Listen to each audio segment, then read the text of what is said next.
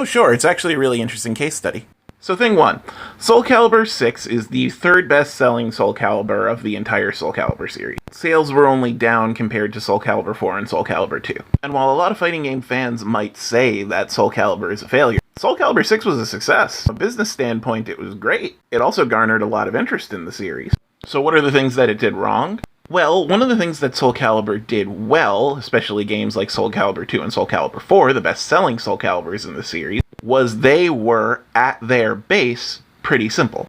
Like, when you dig deep down in them, there were a lot of really interesting hardcore stuff that you could get into, but newbies were able to just spam BBB with Raphael and feel like they were good.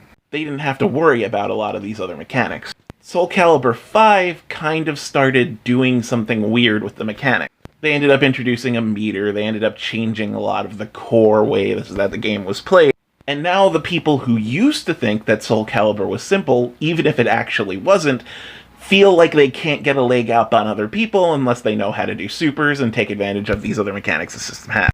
So while Bandai Namco tried to modernize the game, that same modernization ended up pushing away new players. It made the game more intimidating.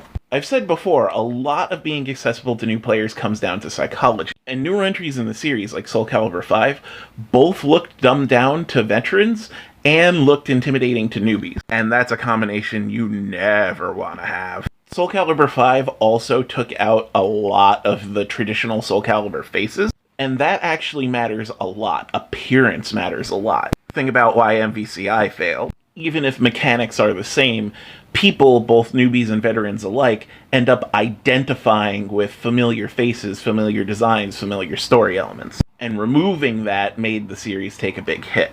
Soul Calibur 6 had a big bounce back because they integrated a lot of what people liked from the best Soul Calibur entries, and they brought back familiar faces. But at the same time, mechanics like Reversal Edge are still a step too far for the people who enjoyed just mashing buttons in Soul Calibur 2. But no one would ever say that Soul Calibur 2 was a mindless, mashy game. Lots of people loved it because it was super competitive, but it was also simple and accessible.